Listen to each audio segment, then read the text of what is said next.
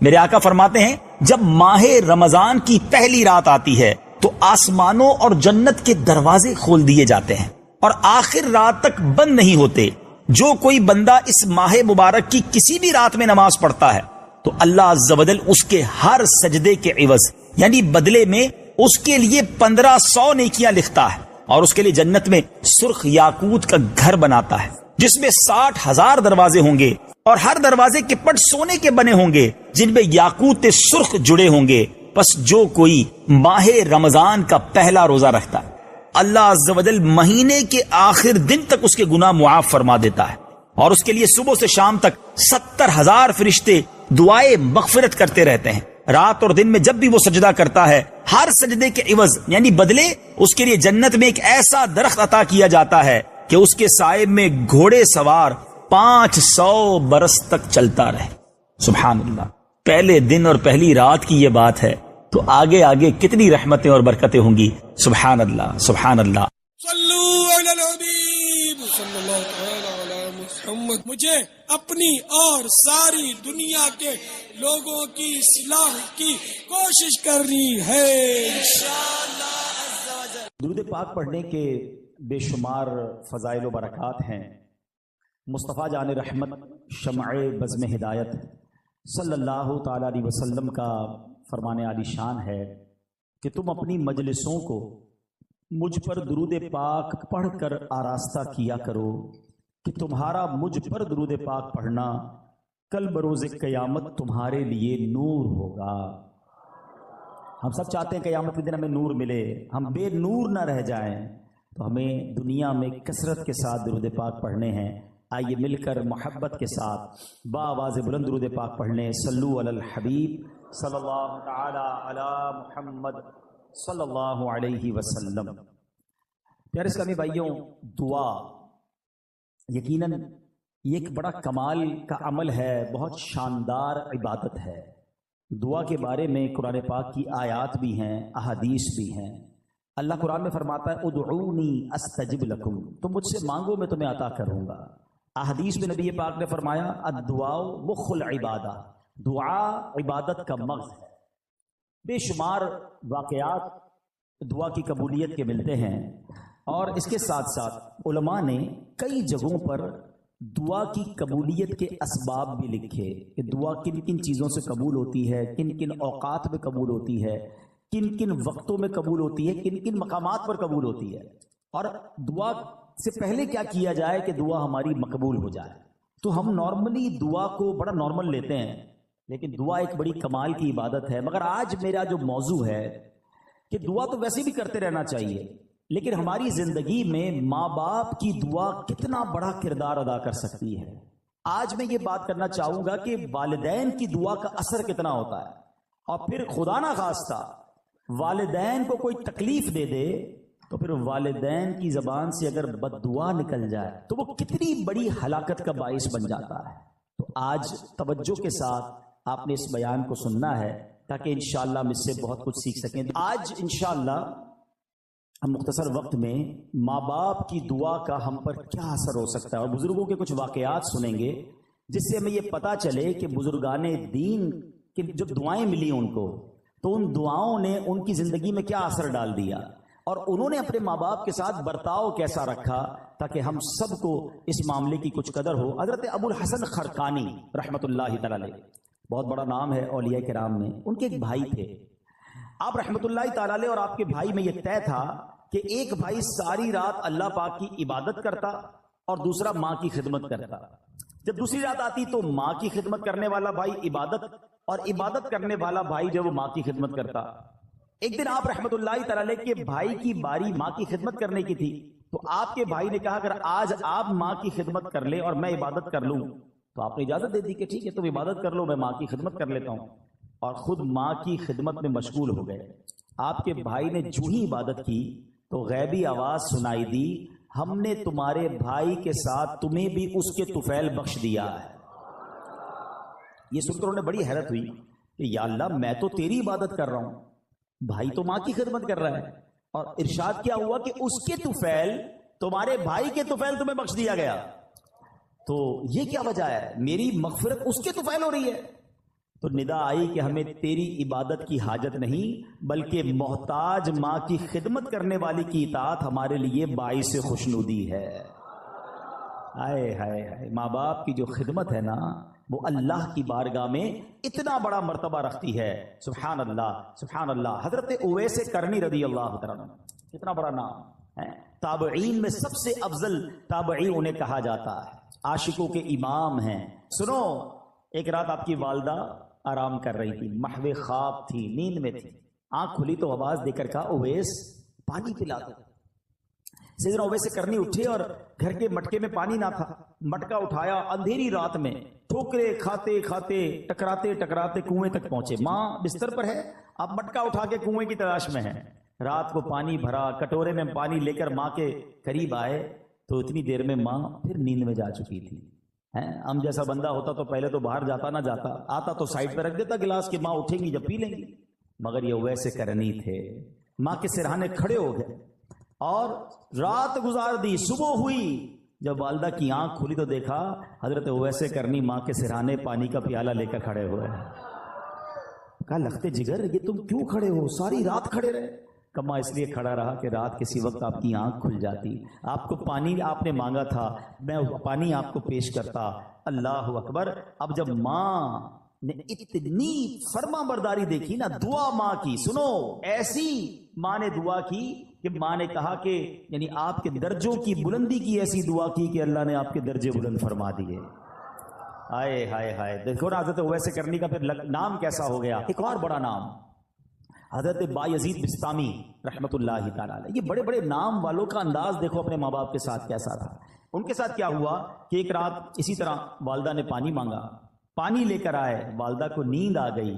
اچھا یہ بڑی ٹھنڈی رات تھی، سردیوں کی رات تھی، کہتے ہیں ماں کے سرانے پیالہ لے کر کھڑا ہو گیا، لیکن ہوا یہ کہ پانی جو ہے میرے ہاتھ پر جو گرا تھا وہ ہاتھ پر پانی جم گیا، یعنی اتنی ٹھنڈ تھی۔ ماں کی آنکھ کھلی، کہا اے بایزید کیوں کھڑے ہو؟ کہ ماں آپ کو پانی پیش کرنا تھا۔ جب پیالہ اپنے ہاتھ سے الگ کیا، تھوڑی سی خال بھی اکھڑ گئی، تھوڑا سا خون بھی بہنے لگا کیونکہ پانی برف بن چکا تھا۔ اللہ اکبر۔ ماں نے بڑی دعاؤں سے نوازا۔ اسی طرح ایک رات والدہ نے ان کو حکم دیا کہ دروازے کا ایک پٹ کھول دو، لیکن رات بھر میں اس پریشانی میں کھڑا رہا کہ دایاں دروازہ کھولوں یا بایاں دروازہ کھولوں، کیونکہ اگر ان کی مرضی کے بغیر میں نے کھول دیا تو کہیں حکم عدولی نہ ہو جائے۔ ایک مرتبہ بایزید بسطامی کی والدہ محترمہ نے آپ کو مکتب بھیجا، سورہ لقمان پڑھتے پڑھتے جب اس آیت پر پہنچے انشکر لی ولی والدیک، اللہ اکبر، اس کا معنی پتہ کیا ہے؟ اس کا معنی بنتا ہے یہ کہ حق مان میرا اور اپنے ماں باپ کا۔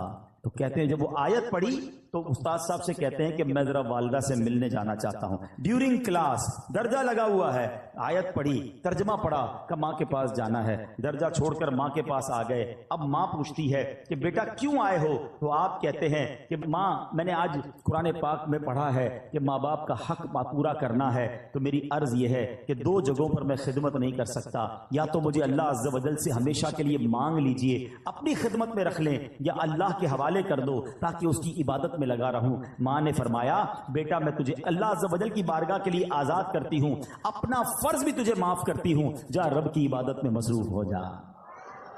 یہ ماں کی خدمت تھی جس نے حضرت بایزید کو بایزید بسطامی بنا دیا، اور وہ ماں بھی کیسی تھی جس نے اپنے حق معاف کیے اور بیٹے کو دین کے لیے وقف کر دیا۔ غوث اعظم رضی اللہ تعالیٰ عنہ، پیران پیر شیخ عبد القادر جیلانی بھی تو جیلان سے بغداد جانا چاہتے تھے۔ ماں سے کہا کہ ماں میں نے علم دین سیکھنے کے لیے بغداد جانا ہے۔ اچھا یہ آج کل جو ٹریول ہے نا، اب تو ٹریول بہت آسان ہے، بندہ صبح کہیں ہوتا ہے شام کہیں ہوتا ہے، پہلے ایسا نہیں ہوتا تھا۔ پہلے ٹریول بڑا مشکل، بیچ میں بڑا جناب ڈاکو آتے تھے، گھاٹیاں آتی تھیں، بلکہ آپ زیادہ دور نہ جائیں۔ اب یہاں جو بزرگ بیٹھے ان سے پوچھیں، 1950-60 میں جو لوگ حج پہ جاتے تھے 5-5 6-6 مہینے کا سفر ہوتا تھا، گاڑیوں میں جاتے تھے، بسوں میں، پاکستان سے بس جاتی تھی حج کے لیے، اور جناب کئی لوگ تو واپس ہی نہیں آ پاتے تھے کیونکہ اتنے مشکل راستے، بیمار ہو جاتے تھے، وہ فیسلٹیز نہیں تھی۔ یہ تو میں آپ کو 50 سال پرانی 70 سال پرانی بات بتا رہا ہوں، صدیوں پرانا سفر کیسا ہوتا ہوگا۔ تو غوث پاک کی ماں نے آپ کو کیا کہا کہ بیٹا ٹھیک ہے اب جاؤ، اب ہماری محشر میں ملاقات ہوگی۔ ماں نے ان کا حق معاف کر دیا کہ میری خدمت نہ کرو، دین کی خدمت کرو۔ کیسے ماں باپ تھے، اور پھر کیا نصیحت کی تھی کہ بیٹا ہر حال میں سچ بولنا، واقعہ یاد ہے نا کہ جب ڈاکوؤں نے آپ کو پکڑا اور آپ نے اپنا مال بتا دیا، اور کیوں بتایا؟ کہ ماں سے وعدہ کیا ہے ہر حال میں سچ بولنا، مال جاتا ہے تو چلا جائے۔ اور ڈاکوؤں کا سردار رونے لگا کہ تم ماں سے کیے ہوئے وعدے کو پورا کر رہے ہو، میں بھی اپنے ویب سے کتنے وعدے کیے، میں کیوں پورے نہیں کرتا؟ پورے ڈاکوؤں نے توبہ کر لی اور مال بھی واپس لوٹا دیا۔ مگر یہ ماں باپ کی خدمتیں تھیں، یہ ماں باپ کی دعائیں تھیں۔ میں تحدیث نعمت کے لیے اپنے والدین کی ایک بات یہاں عرض کر دیتا ہوں، شاید اور والدین کو اس میں ترغیب ملے کہ الحمدللہ میرے دونوں یعنی امی ابو دونوں نے مجھے بہت پہلے کہہ دیا تھا کہ ہم نے آپ کو اپنا حق معاف کر دیا ہے، آپ جائیے دین کا کام کیجئے۔ کیونکہ میں بہت زیادہ ان کے پاس نہیں بیٹھ پاتا تھا، ٹریول کافی ہوتا تھا، سفر کافی ہوتا تھا، لیکن میں کبھی کبھی ان سے کہتا تھا کہ میں آپ کی اتنی خدمت نہیں کر پاتا، تو انہوں نے یہی کہا کہ ہم نے آپ کو اپنا حق معاف کیا، آپ دین کی خدمت کیجئے۔ تو اے میرے پیارے اسلامی بھائیوں، جہاں بچوں کو یہ حکم دیا جا رہا ہے کہ والدین کا ادب کریں، ان کی دعائیں لیں، لیکن اگر ماں باپ دیکھیں نا کہ بیٹا اگر دین کی طرف جا رہا ہے، اگر دین کا بڑا کام کر رہا ہے تو انہیں سپورٹ کرنا چاہیے۔ ہم نے ایسا بھی دیکھا کہ کوئی بچہ عالم بننا چاہتا ہے، حافظ بننا چاہتا ہے، دین کا کام کرنا چاہتا ہے، والدین اس کا الٹا دل توڑ رہے ہوتے ہیں، سختی کر رہے ہوتے ہیں، نہیں نہیں تمہیں دیندار نہیں بننا ہے۔ اور ہم نے دیکھا کہ ایسے والدین آگے جا کر سر پکڑ کر بیٹھے ہوتے ہیں، کیونکہ جب بچے کو دین سے آپ روکتے ہیں تو وہ دنیا میں ایسے غرق ہو جاتا ہے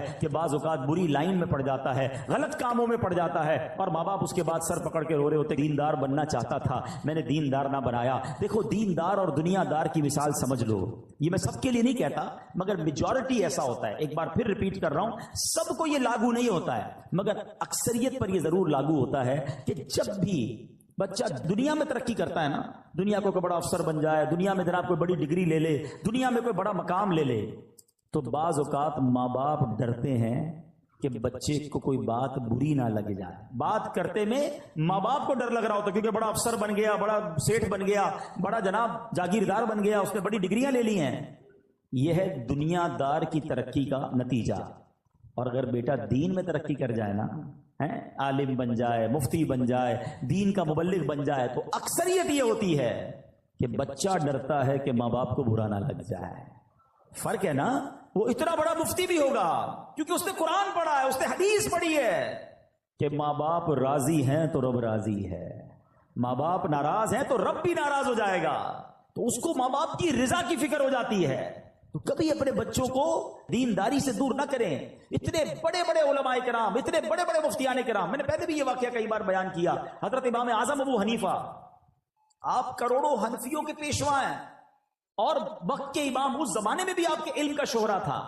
آپ کی والدہ جو تھی وہ کسی مسجد کے امام صاحب کی باتیں بڑی شوق سے سنتی تھی۔ تو ہوا یہ کہ ایک بار ان کی والدہ نے کہا کہ جاؤ قاضی ذرا سے جو ہے نا وہ میرے لیے سوال پوچھ کے آؤ۔ امام اعظم خود وقت کے امام ہیں، وہ آپ کہہ سکتے تھے ماں تم مجھے کہہ رہی ہو کہ میں ایک مسجد کے امام سے مسئلہ پوچھ کے آؤں، میں خود سب سے بڑا مفتی ہوں، لوگ میرے اتنے بڑے بڑے تو میرے شاگرد ہیں۔ مگر ماں کا حکم تھا نا، ماں کو یہ نہیں کہا میں بڑا ہو گیا ہوں، ماں کو یہ نہیں کہا میرا مرتبہ بڑا ہو گیا ہے، ماں کا حکم تھا مسجد کے امام صاحب کے پاس پہنچ گئے۔ امام اعظم ابو حنیفہ کہتے ہیں میری ماں نے یہ مسئلہ پوچھا، حضور جواب دیجئے۔ وہ امام صاحب کہتے ہیں حضور کیوں شرمندہ کر رہے ہیں، آپ وقت کے امام ہیں، آپ کو میں جواب دوں گا۔ کہ میری ماں نے تم سے پوچھنے کو کہا ہے۔ کہا اچھا ایسا کریں جواب آپ لکھ دیں، دستخط میں کر دیتا ہوں۔ جواب امام اعظم نے لکھا، دستخط امام صاحب نے کیا، ماں کو لے کر آئے کہ ماں یہ جواب دیا امام صاحب نے۔ کہا ٹھیک ہے۔ تھوڑے دنوں بعد ماں کہتی ہے میں خود جاؤں گی سوال پوچھنے کے لیے۔ اب امام اعظم نے کیا کیا، ماں سے بحث نہیں کی، ماں سے لڑائی نہیں کی، میں اتنا بڑا مفتی، اتنا بڑا امام، تم چل کر وہاں تک جاؤ گی، اتنا سفر ہم کریں گے، مجھ سے مسئلہ پوچھ لو۔ ادب، دیکھو یہ ہے فرق۔ دین میں ترقی کی تھی نا تو ادب میں بھی ترقی تھی، تعظیم میں بھی ترقی تھی۔ ماں کو سواری پر بٹھایا اور کوفہ کی گلیوں میں لوگوں نے دیکھا کہ وقت کا امام ماں کی سواری کی رسی پکڑ کر مسجد کے امام کے پاس مسئلہ پوچھنے جا رہا ہے۔ آپ ادب سے باہر کھڑے ہو گئے مسجد کے، ماں اندر جاتی ہے، مسئلہ پوچھتی ہے، ماں واپس آتی ہے، امام اعظم رسی پکڑ کر واپس لے کر آتے ہیں۔ اے میرے پیارے اسلامی بھائیوں، اس واقعے سے شاندار درس یہ ہے، آج ہم میں کوئی مالدار بن جائے، کوئی جناب افسر بن جائے، کوئی جناب کسی علاقے کا کونسلر MNA MPA یا ویسے ہی مشہور ہو جائے، دیندار لوگوں سے بھی بات کر رہا ہوں، اگر تمہارے کچھ چاہنے والے بن گئے، کچھ فالوور بن گئے، کبھی اپنے ماں باپ کو یہ مت کہنا میں بڑا ہو گیا ہوں، میں بڑا آدمی ہو گیا ہوں، میرے سے اس طرح بات نہ کرو، میرے پاس ٹائم نہیں ہے، میں کچھ بھی ہو جاؤں اپنے ماں باپ کا بچہ ہی ہوں۔ ہاں، ان کی ویل چیئر چلانے کا جو مزہ ہے نا، ان کے پیر دبانے کا جو لطف ہے، اور ان کے لیے کوئی خدمت کرنے کا جو لطف ہے وہ اٹھایا کرو۔ اپنے آپ کو بڑا ماں باپ کے سامنے مت سمجھنا. جنہوں نے اپنے ماں باپ کے آگے اپنے آپ کو جھکایا, اپنے ماں باپ کی تعظیم کی, اللہ نے ان کے ناموں کو بلند کر دیا. ہاں, ادھر اونچا سر کرو گے تو دنیا میں ذلیل ہو جاؤ گے, ادھر سر جھکا دو گے, تعظیم کرو گے, دعا لگ گئی تو بیڑا پار ہو جائے گا. ہاں, حضرت محدث اعظم پاکستان مولانا سردار صاحب, کتنا بڑا نام ہے, بڑے بڑے علماء ان کے شاگرد ہیں. آپ کو پتا ہے آپ کی والدہ آپ کو کیا دعا دیتی تھی؟ ان کا نام سردار تھا. کہ میرے بیٹے کو اللہ دین میں سردار بنا دے. ماں کی دعا لگی, اب محدث اعظم پاکستان بن گئے. یہ ہے ماں کی دعا کا صلہ. اے میرے پیارے اسلامی بھائیوں, اور بڑے بڑے صحابہ, خود نبی پاک علیہ الصلوۃ والسلام کا انداز اپنے والدین, صرف والدین نہیں, ماں باپ کے جو دوست ہوتے ہیں, ماں باپ کا انتقال ہو جائے نا تو فیملی میں, اب ہمارے یہاں پرابلم کیا ہے, جب ماں باپ کا انتقال ہوا اب ماں باپ کے دوستوں سے, رشتہ داروں سے رشتہ ہی ختم. ادھر والدہ کا انتقال ہوا, ننیال سے رشتہ ختم. والد صاحب کا انتقال ہوا, ددیال سے رشتہ ختم. چاچا کو کوئی نہیں پوچھتا, تایا کو کوئی نہیں پوچھتا ہے. ادھر اسی طرح امی کا انتقال ہو گیا, ننیال کو کوئی نہیں پوچھ رہا. نہیں, جن کا ان کے ساتھ تعلق تھا, ان کی روح کو اگر راضی کرنا ہے تو ان کے جانے کے بعد ان کے رشتہ داروں اور ان کے دوستوں کے ساتھ اچھا سلوک کریں. اب سنیں, حضرت سیدنا عبداللہ ابن عمر سے مکہ مکرمہ میں ان کی ایک عربی, ایک دیہاتی سے ملاقات ہوئی. عبداللہ ابن عمر نے اس کو سلام کیا. جس سواری پر آپ سوار تھے اس بندے کو, اس عربی کو اس سواری پر بٹھا لیا اور اپنا امامہ اتار کر اسے دے دیا. اب باقی ساتھی دیکھ رہے ہیں اتنی بڑی شخصیت, اور جناب یہ کیا کر رہے ہیں گاؤں گوٹ کے آدمی کے ساتھ. تو حضرت یہ تو تھوڑے سے پیسوں سے, تھوڑے سے تحفے سے بھی گاؤں والے خوش ہو جاتے ہیں, آپ نے اتنی مہربانی کیوں کی؟ آپ نے فرمایا کہ اس کا باپ جو ہے نا, میرے والد سیدنا عمر بن خطاب, حضرت عمر کے بیٹے تھے نا حضرت عبداللہ بن عمر, کہتے اس کا جو والد تھا نا, وہ میرے والد حضرت عمر کا دوست تھا. میں نے اللہ کے رسول کو فرماتے ہوئے سنا ہے کہ بہتر بھلائیوں میں سے ہے کہ بیٹا اپنے باپ کو ساتھ محبت رکھنے والوں سے بھی صلہ رحمی کرے. یعنی جو آپ کے والد کے ساتھ اچھا سلوک کرے نا, اب وہ چلے گئے والد صاحب دنیا سے, اب ان کے ساتھ اچھا سلوک کرے. آپ کو معلوم ہے نبی پاک علیہ الصلوۃ والسلام بی بی خدیجہ الکبریٰ رضی اللہ تعالی عنہا کی جو سہیلیاں تھیں نا, ان کو بھی تحفے بھجوایا کرتے تھے, حالانکہ ان کا وصال ہو گیا تھا. یہ سبق ہے ہم سب کے لیے. بعض اوقات ہمارے والد کا بڑا گہرا دوست ہمارے سامنے آ جاتا ہے, ابو تو رہے نہیں, بندہ اس کو گھانسی نہیں ڈالتا, ارے کھڑے ہو کے ہاتھ چومے, اس کا یہ آپ کے چچا کی مانند ہے, اس کی عزت کرو گے تو والد کی روح خوش ہو جائے گی. اپنے اصلی چچا کی خدمت کریں, چچا زاد بھائی بہنوں کا خیال رکھیں. لیکن آج ایسا ہوتا نہیں. اے میرے پیارے اسلامی بھائیوں, اگر آپ آخرت میں ترقی چاہتے ہو, ماں باپ کی دعائیں ضرور لینا, یہ دعائیں پار لگا دیتی ہیں. سنو پیارے آقا علیہ الصلوۃ والسلام کا انداز کیا تھا. ایک بار نبی پاک علیہ الصلوۃ والسلام کو حضرت ابو طفیل رضی اللہ عنہ فرماتے ہیں کہ ہم نے نبی پاک علیہ الصلوۃ والسلام کو دیکھا کہ آپ مقام جعرانہ میں, جو ماشاءاللہ بڑا عمرہ کرنے گئے ان کو پتہ ہے جگہ, کہ وہاں وہ گوشت تقسیم فرما رہے تھے. میں اس وقت چھوٹا تھا اور اونٹ کی اڈی اٹھائے ہوئے تھا کہ ایک عورت سامنے سے آئی, حتیٰ کہ وہ نبی پاک کے قریب پہنچی تو پیارے آقا نے اپنی چادر مبارک بچھا دی, جس پر وہ بیٹھی. جب وہ چلی گئیں تو میں نے کہا یہ کون تھی؟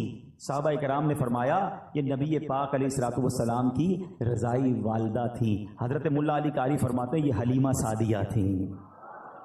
آقا کو دودھ پلایا تھا نا, نبی پاک نے یاد رکھا, اور جب وہ آئیں تو اپنی چادر بچھائی, ان کو سب کے سامنے تعظیم دی. اللہ اکبر. لکھا ہے کتابوں میں کہ نبی پاک کے پاس آئیں تو آقا ان کے لیے کھڑے ہو گئے, ان کی تعظیم کی, ان کے ساتھ خوش خلقی سے پیش آئے, ان کی خاطر چادر بچھائی. اللہ اکبر. یہ کتنا بڑا انداز ہے نبی پاک کا. سبق ہے ہمارے لیے کہ اگر بچپن میں کسی نے مجھے کھلایا ہے, پلایا ہے, ساتھ دیا ہے, صرف ماں باپ نہیں, ہمارے کچھ رشتہ دار ہوتے ہیں جنہوں نے بچپن میں ہمارے ساتھ بھلائی کی ہوتی ہے, ہمیں سپورٹ کیا ہوتا ہے, کسی نہ کسی موقع پر بہت سارے رشتہ داروں نے ہمارے ساتھ بھلائی کی ہوگی, مگر ہمیں وہ یاد نہیں رہتی. ہماری خالہ ہے, ہماری پھوپھی ہے, ہمارے خالہ جان ہے, خالو ہیں, یقیناً جہاں جہاں پردے کے معاملات ہوں گے ہم ان شرعی تقاضوں کو تو خیال رکھیں گے, مگر حسن سلوک, خیر و عافیت پوچھنا, کبھی کوئی تحفہ بھجوا دیا, اللہ نے تھوڑا مال دیا تو اپنے رشتہ داروں میں تقسیم کیا, یہ شریعت کہتی ہے. اور یہ کتنا بڑا کمال کی بات ہے. دیکھو ماں باپ کی بات تو اپنی جگہ, ماں باپ کے رشتہ داروں کا مقام کیا ہے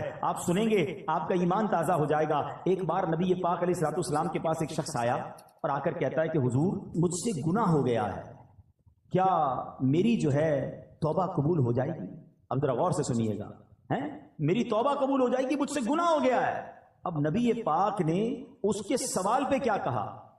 پیارے آقا علیہ الصلوۃ والسلام فرمایا کیا تیری والدہ ہے؟ کہتا حضور نہیں, والدہ کا تو انتقال ہو گیا ہے. آئے ہائے. تو نبی پاک نے کیا فرمایا؟ فرمایا تیری خالہ ہے؟ جی حضور خالہ زندہ ہے. سرور کائنات علیہ السلام نے فرمایا اپنی خالہ سے حسن سلوک کرو. یار اگر یہ سمجھ آ جائے نا بات, ہمیں معافی گناہوں کی چاہیے, اللہ سے معافی چاہیے. سلوک ماں سے اچھا کرو, ماں نہیں تو ماں کی بہن کے ساتھ, خالہ کے ساتھ اچھا سلوک کرو, اللہ تمہارے گناہ معاف فرما دے گا. اب آپ سوچیں جو ماں باپ کی خدمت کر رہا ہے اس سے رب کتنا راضی ہوگا. مگر آج لوگوں کے پاس ماں باپ کی خدمت کا ٹائم نہیں ہے. بہت بیزی ہوں, بڑی مصروفیت ہے, دوستوں میں جا رہا ہوں, نہیں ابو میرے پاس ٹائم نہیں, امی میں بہت مصروف ہوتا ہوں. نہ کیا کرو ایسا. تمہارے گھر میں جنت موجود ہے, تمہارے گھر میں مغفرت کا دروازہ موجود ہے, تمہارے گھر میں رب کی رضا موجود ہے, مگر تم ادھر ادھر دوڑ رہے ہو, ادھر ادھر بھاگ رہے ہو. اے میرے پیارے اسلامی بھائیوں, آئیے میں چند حدیثیں سناتا ہوں, آپ کا ایمان تازہ ہو جائے گا. ایک بار حضرت ابو اسحاق رحمۃ اللہ تعالی, پہلے ایک روایت سن لیں کہ خدمت میں شخص حاضر ہوا, عرض کی حضور میں نے رات کو خواب میں دیکھا کہ آپ کی داڑھی جو ہے وہ ہیرے جواہرات سے سجی ہوئی ہے. بزرگ کو کسی اور نے خواب میں دیکھ کر آ کر کہا کہ میں نے خواب میں دیکھا کہ آپ کی داڑھی جو ہے اس میں ہیرے جواہرات ہیں. تو آپ نے فرمایا تو سچ کہتا ہے, یعنی تیرا خواب سچا ہے, کیونکہ میں نے کل سونے سے قبل اپنی داڑھی جو ہے اپنی ماں کے تلووں کو لگائی تھی. آئے ہائے ہائے, یہ اسی کی برکت ہے. یہ ہے ماں باپ. سبحان اللہ. نبی پاک علیہ السلام فرماتے ہیں والدین جنت کے دروازوں میں سے درمیانی دروازہ ہیں. اب تجھے اختیار ہے, چاہے اس دروازے کو ضائع کر دے یا اس کی حفاظت کر دے. ایک اور جگہ نبی پاک فرماتے ہیں, کسی نے پوچھا کہ یا رسول اللہ والدین کا حق اس کی اولاد پر کیا ہے؟ آپ علیہ السلام نے فرمایا والدین ہی تیری جنت اور دوزخ ہیں. ابھی بڑی ایک لائن ہے مگر اس کو سمجھو. خدمت کر لی, راضی کر لیا تو یہی تیری جنت ہے. اور اگر ان کو ناراض کر لیا نا, بعض اوقات ساری دنیا راضی ہوتی ہے ہم سے, محلے والے بڑے خوش ہوتے ہیں, نمازی ہماری بڑی تعریف کر رہے ہوتے ہیں, مگر ماں باپ ناراض ہوتے ہیں. فرمایا یہی تیری جنت ہے, یہی تیری دوزخ ہے. اگر یہ ناراض ہو گئے نا تو پھر تباہی ہے, پھر بربادی ہے. اس کا مطلب یہ ہوا کہ پریورٹی کیا دینی ہے کہ ماں باپ راضی رہیں, ماں باپ خوش رہیں. اور سبحان اللہ جب وہ دعا دے دے نا, آئے ہائے واقعات تو اتنے دعا کے کہ ماں باپ کی دعا سے کون کہاں پہنچ گیا. اچھا ایک اور بات یاد رکھیے گا کہ دعا میں بھی جو ہے نا ایک یہ ہوتا ہے کہ ہم کہتے ہیں امی دعا کر دیں, ابو دعا کر دیں, اچھی بات ہے. مزہ پتہ کیا ہے, میں کہوں نا, میں خدمت ایسی کروں کہ ان کے دل سے دعا نکلے. وہ جو اثر رکھتی ہے نا, ایمان تازہ ہو جائے گا. سنو ایک واقعہ, ایک گناہگار نوجوان کا انتقال ہوا. اس کو کسی نے خواب میں جنت میں حاجیوں کے ساتھ ٹہلتے دیکھا. اچھا حج اس نے کیا نہیں تھا بھی گناہگار, پہلے تو جنت میں کیسے پہنچا؟ دوسرا سوال حاجیوں کے ساتھ کیوں ہیں؟ تو کسی نے کہا کہ تو تو بڑا گناہگار تھا, تیرا تو کوئی عمل بھی نہیں, ہمیں نہیں پتہ یہ سارے وارے نیارے کیسے ہو گئے. کب میری ایک ضعیف ماں تھی, میں جب مکان سے باہر جاتا تھا نا تو اپنا سر ان کے قدموں میں رکھ دیتا, قدم چومتا, اس کے بعد باہر نکلتا. میری ماں مجھے دعا دیا کرتی تھی اللہ تجھے بخش دے اور تجھے حج کا ثواب عطا فرمائے. آئے ہائے, کہتا ہے اللہ نے میری ماں کی دعا قبول کر لی, مجھے بخش بھی دیا اور مجھے حاجیوں کے ساتھ بھی کر دیا. یہ دعا ہے, دل سے نکلے نا تو بیڑا پار کر دیتی ہے. وہ سنا ہوگا نا واقعہ, میں صرف اشارہ دے کے نکل جاتا ہوں کہ حضرت موسیٰ نے رب سے عرض کیا تھا کہ مولا میرا جنت میں پڑوسی بتا دے. اشارہ کیا گیا کہ فلاں کسائی تیرا پڑوسی ہے. کسائی اور حضرت موسیٰ کا پڑوسی کلیم اللہ کا پڑوسی. آپ ڈھونڈتے ڈھونڈتے پہنچ گئے. ڈیٹیل کیا ملی کہ ماں کی جب خدمت کرتا تھا, والد کی جو خدمت کرتا تھا, تو وہ دعا دیتے تھے کہ یا اللہ میرے بچے کو جنت میں موسیٰ کا پڑوسی بنا دینا. اللہ نے وہ دعا قبول فرما لی اور کلیم اللہ کا پڑوسی بنا دیا. دعا لیا کرو اپنے ماں باپ کی, جس کے ماں باپ زندہ ہیں, دل سے دعا لیا کرو, خوش کر دو ان کو, جو وہ چاہے انہیں دو, کیونکہ یہ دعا تمہارے سارے غم سارے دکھ دور کر دے گی. سنو سنو, امام بخاری کو کون نہیں جانتا؟ ہم سب امام بخاری کا بڑا تذکرہ سنتے ہیں. وقت کے امام بخاری شریف جنہوں نے لکھی, امام بخاری کی بچپن میں آنکھیں ہی چلی گئی تھی, اب نابینا ہو گئے. ان کی ماں ان کے لیے دعا کرتی تھی اے اللہ عز و جل میرے بیٹے کی آنکھوں کی بینائی لوٹا دے. اس کی ماں نے ایک مرتبہ حضرت ابراہیم علیہ السلام کو خواب میں دیکھا. وہ فرما رہے ہیں تیری دعا کی وجہ سے اللہ تعالیٰ نے تیرے بیٹے کی آنکھیں لوٹا دی. صبح ہوئی تو دیکھا کہ واقعی امام بخاری کی آنکھیں واپس آ گئی. ایسے نہیں کہتے ماں کی دعا جنت کی ہوا, طوفان ٹال دیتی ہے. اور یہ والدین کی جو دعا ہے نا, اس کا جو اثر ہے, سنو سنو, احادیث پہ سنو گے تو ایمان تازہ ہو جائے گا. سرکار دو عالم علیہ السلام فرماتے 3 دعاؤں کی قبولیت میں کوئی شک نہیں ہے. مظلوم کی دعا, مسافر کی دعا, اور والدین کی دعا اپنی اولاد کے حق میں. اب یہاں دو باتیں بڑی امپورٹنٹ ہیں. ایک تو والدین کی دعا لینی ہے، یہ تو بات چل رہی ہے، مگر مظلوم کی دعا. مظلوم نارملی اپنے خلاف ظلم ہونے والے پر دعا کرتا ہے. ہاں، کبھی کسی پر ظلم نہ کر دینا. اگر اس نے ہاتھ اٹھا لیے نا تو پھر بربادی مقدر ہے. بندہ بعض اوقات کہتا ہے یار میرا کوئی کچھ نہیں بگاڑ سکتا، میرا بڑا پاور ہے، میرے سامنے کون بول سکتا ہے، جو کرنا ہے کر لو. اس طرح بھی کہتے لوگ. یہ مت سمجھو کہ وہ کچھ نہیں کر سکتا. ہاں، پنجاب میں گیا پچھلے دنوں، ایک جملہ سنا جو کہ لرزہ آ گیا. اس کے بعد وہ لوگ کہتے ہیں مضبوط یا طاقتور آدمی سے مت ڈرو، ماڑے آدمی سے ڈرو. ماڑا پنجاب میں کہتے ہیں کمزور آدمی سے. میں نے پوچھا یہ کیوں کہتے ہیں؟ کہ جب کمزور آدمی ہاتھ اٹھاتا ہے نا تو یہ دعا عرش تک جاتی ہے. مظلوم جب اللہ کی بارگاہ میں فریاد کرتا ہے، یہ حدیث سنائی نا میں نے آپ کو، اس کی دعا نہیں رکتی. پھر قدرت کی طرف سے جب پکڑ آتی ہے نا ظالم کی تو وہ برباد ہو جاتا ہے. میں آپ کو ویسے زندگی میں ایک مشورہ دیتا ہوں. کبھی کبھی آپ کو ایسا فیل ہونا کہ یار کاروبار اچھا خاصا چل رہا تھا، ڈسٹرب ہو رہا ہے، صحت بالکل ٹھیک تھی، گڑبڑ ہو رہی ہے، فیملی میں سب محبتیں تھیں، اب لڑائی جھگڑے شروع ہو گئے، کچھ چیزیں ڈسٹرب ہونے لگے نا تو چیک کرنا کسی کی بد دعا تو نہیں لے لی، کسی کی ہائے تو نہیں لے لی، کسی کا دل تو نہیں توڑ دیا. زندگی میں دل نہ توڑنا، دعائیں لینے والے بننا، ہائے لینے والے مت بننا. کیونکہ مظلوم نے اگر ہاتھ اٹھا لیا نا تو بیڑا غرق ہو جانا ہے. ایک اور حدیث سنیں، سرور کائنات علیہ الصلوۃ والسلام فرماتے ہیں 3 دعاؤں کی قبولیت میں کوئی شک نہیں ہے: مظلوم کی دعا، مسافر کی دعا، اور والد کی دعا اپنی اولاد کے حق میں. ہاں، باپ کی دعا، یہاں خاص والد کا ذکر کیا. یہاں میں ایک اور مشورہ بھی دینا چاہوں گا. جتنے ماں باپ یہاں بیٹھے ہیں نا، اپنے بچوں کے لیے ضرور دعا کیا کریں. ہاں، آپ کی دعا ان کے لیے مقبول ہے. اچھا، بعض اوقات ہمارا بچہ دل دکھا دیتا ہے، یا بچہ جو ہے وہ پسند نہیں آ رہا ہوتا، بات نہیں مانتا. ہم تو ماں باپ ہیں نا. جب اللہ نے ہمیں یہ مقام، اللہ کے حبیب علیہ الصلوۃ والسلام نے حدیث میں یہ مقام عطا کر دیا کہ ماں باپ کی دعا بچوں کے حق میں قبول ہوتی ہے، اب اللہ سے مانگو نا کہ اللہ اس کو نیک بنا دے، پرہیزگار بنا دے، میرا بھی فرما بردار کر دے، اپنا بھی فرما بردار کر دے، تاکہ اس بچے کا بیڑا پار ہو جائے. بدقسمتی یہ ہے کہ بعض اوقات کچھ ماں باپ اپنے بچوں کو بددعائیں دیتے ہیں. اچھا، بعد میں پریشان بھی خود ہی ہوتے ہیں، کیونکہ جب آپ کہہ دیں گے اور قبول ہو گیا تو پھر اس کے بعد آپ ہی پریشان ہوں گے. اب ایک واقعہ سنیے گا. دعا کی بات کمپلیٹ ہو گئی. اب میں کچھ آپ کو ماں باپ اگر بد دعا دے دیں تو اس میں کیا بیڑا غرق ہو جاتا ہے. اچھا، بعض اوقات گناہگار مقبول بارگاہ الہی ہو جاتا ہے، ولی بن جاتا ہے ماں باپ کی دعا سے. اور اگر ماں باپ بد دعا دے دیں تو اللہ کی بارگاہ کا مقبول یا نیک بندہ جو ہے نا وہ بھی کس طرح پھنس جاتا ہے. جریج ایک شخصیت ہے، نہایت نیک اور اللہ عز و جل کا مقبول بندہ تھا. کبھی اللہ عز و جل اپنے پیاروں کو بھی آزمائش میں ڈالتا ہے، جیسے جریج کو آزمائش میں ڈالا. جریج کی بارگاہ الہی میں مقبولیت کا اندازہ اس بات سے لگائیے کہ آپ نے دودھ پیتے بچے کو ہاتھ لگایا، وہ بول اٹھا اور آپ کے بے گناہ ہونے کی گواہی دی. یہ تو آپ کی روشن کرامت تھی. لیکن ہوا کیا تھا، واقعہ کیا ہوا تھا، ذرا یہ سمجھیے گا. یہ حدیث پاک ہے، حضرت ابو ہریرہ رضی اللہ تعالیٰ عنہ سے روایت ہے کہ نبی پاک علیہ الصلوۃ والسلام نے فرمایا جھولے میں دودھ پیتے بچوں میں 3 لوگوں نے کلام کیا. حضرت عیسیٰ علیہ السلام، نمبر 2 جریج کے متعلق ایک بچے نے کلام کیا. آقا فرماتے ہیں کہ وہ جریج کون تھا؟ ایک عبادت گزار شخص تھا. اس نے ایک عبادت گاہ بنائی ہوئی تھی جس پہ وہ رہتا تھا. ایک دن ماں اس کے پاس آئی اور اس وقت وہ نماز پڑھ رہا تھا. ماں نے کہا اے جریج، نماز کے دوران پکارا تو آپ نے کہا کہ ایک طرف میری ماں ہے، ایک طرف نماز ہے، میں کیا کروں؟ نماز جاری رکھی، ماں چلی گئی. دوبارہ اگلے دن ماں آئی، پھر نماز پڑھ رہا تھا. ماں نے پکارا اے جریج.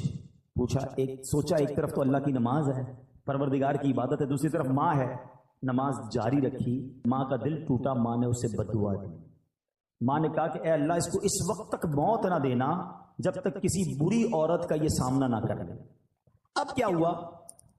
تو بنی اسرائیل کے لوگ آپس میں جریج کی عبادت کا بڑا ذکر کرتے تھے. ایک بد کردار حسین و جمیل عورت جو بری عورت تھی، اس نے بنی اسرائیل سے کہا اگر تم کہو تو میں اس کو اپنے فکرے میں پھنسا لیتی. پھر وہ عورت جریج کے پاس آئی، جریج نے اس کی طرف کوئی توجہ نہیں دی. وہ عورت اس چرواہے کے پاس آئی جو جریج کی عبادت کے پاس ہی رہتا تھا. اس بدبخت نے اس عورت کے ساتھ غلط کام کیا. اب اس عورت کے یہاں جب بچہ ہوا تو یہ جا کر اس نے الزام لگایا کہ یہ بچہ جریج کا ہے. لوگ جریج کی عبادت گاہ پر گئے اور اس کو نکالا، مارنا پیٹنا شروع کر دیا کہ تو بڑی عبادت گزار بنتا تھا، یہ تجھ پر اتنا بڑا الزام. اب جنید نے کہا مسئلہ کیا ہے؟ کہا یہ عورت کہتی تو نے غلط کام کیا، یہ بچہ تیرا ہے۔ جنید نے کہا پہلے مجھے ٹھہرو نماز پڑھنے دو۔ 2 رکعت نماز پڑھی اور بچے کے پاس آیا، اس کے پیٹ میں انگلی چبو کر دریافت کیا، اے لڑکے تمہارا باپ کون ہے؟ اس نے کہا یہ چرواہا میرا باپ ہے۔ لوگوں نے آگے بڑھ کر اب جریج کو بوسہ دیا، معافی مانگی، بولے ہم آپ کو سونے کی ایک عبادت گاہ تعمیر کر دیتے ہیں۔ جریج نے جواب دیا نہیں، تم دوبارہ مٹی سے ہی تعمیر کر دو، جیسے پہلے میری عبادت گاہ تھی ویسا ہی بنا دو۔ نبی پاک نے واقعہ سنایا، باتیں سیکھنے کو کیا ملی کہ ماں کا دل دکھایا تو آزمائش آئی نا۔ جو ماں نے کہا ایسا ہوا۔ یہ تو ٹھیک ہے کہ اللہ پاک نے اس کو آزمائش سے نکال دیا، لیکن ماں باپ کا دل کبھی نہیں دکھانا۔ ہاں کتنا ہی تمہارا بڑا مرتبہ ہوا نا، اور ماں باپ ناراض ہو گئے تو بہت بڑی مشکل میں آ جائیں گے۔ اسی طرح زمخشری، یہ معتزلیوں کا بڑا عالم ہے، جنہوں نے کتابیں پڑھی ہیں وہ جانتے ہیں کہ اس کی ٹانگ کٹ گئی۔ لوگوں کے پوچھنے سے کہ کیسے ہوا تو کہا یہ میری ماں کی بد دعا کا نتیجہ ہے۔ کہ معاملہ کیا ہے؟ کہ بچپن میں ایک چڑیا میں نے پکڑی تھی اور اس کی ٹانگ ڈوری سے باندھ دی، اتفاق سے وہ میرے ہاتھ سے چھوٹ کر دیوار میں گھس گئی۔ اب جب میں اسے کھینچتا تھا تو ظاہر ہے اس کی ٹانگ تو باہر آ رہی تھی، چڑیا نہیں آ رہی تھی، تو میں نے ڈوری زور سے پکڑ کر کھینچی تو اس کی ٹانگ ہی باہر آ گئی، چڑیا اندر ہی رہ گئی، ٹانگ اس کی باہر آ گئی۔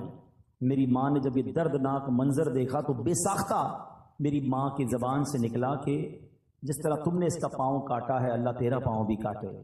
حالانکہ وہ اس زمانے کا عالم تھا۔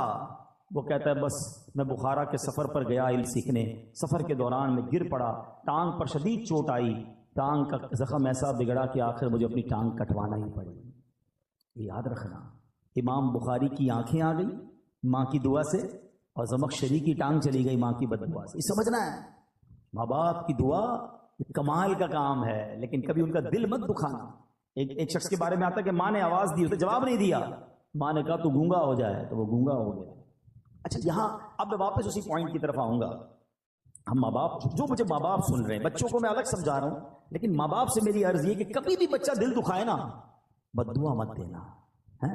کیا پتا وہ قبولیت کی گھڑی ہو، کیا پتا وہ قبولیت کا وقت ہو اور آپ کی زبان سے نکلے اور وہی کام آپ کے بیٹے کے ساتھ ہو جائے۔ وہ عورتیں ہماری بہت زیادہ، تجھے کیڑے پڑے تو برباد ہو جائے تو خوش نہ ہو، بعد میں آپ کو ہی تکلیف ہوگی جب بچے کو کچھ ہو گیا تو بد دعا نہ دیں۔ اور بچوں سے گزارش یہ ہے کہ اپنے ماں باپ کی خوب خدمت کریں، ان کی دعائیں لیں، کیونکہ ماں باپ کی دعا تمہارے سارے غم دور کر دے گی۔ لوگ بعض اوقات بہت سارے لوگوں کے پاس دعا کے لیے جاتے ہیں، اگر واقعی تمہارے پاس ماں باپ ہے نا، ارے انہی کی قدموں میں بیٹھ جاؤ، انہوں نے ہاتھ اٹھا دیے، طوفان ٹل جائیں گے، مشکلیں آسان ہو جائیں گی۔ اب آخر میں پیارے اسلامی بھائیوں، اپنے بیان کے اختتام میں ان لوگوں سے کچھ بات کر لیتا ہوں کہ جن کے ماں باپ چلے گئے۔ اب مسئلہ یہ، ماں باپ تو چلے گئے، اب تو دعا تو لے نہیں سکتے، اب ہم کیا ایسا کریں کہ ان کے جانے کے بعد ان کی روح ہم سے خوش ہو جائے، ان کے جانے کے بعد بھی وہ ہم سے راضی ہو جائے اور اللہ ہمیں ماں باپ کے فرما برداروں میں شامل کر لے؟ تو اس کا طریقہ یہ ہے کہ ہم پہلے تو ماں باپ کو خوب ایصال ثواب کرتے رہیں۔ الحمدللہ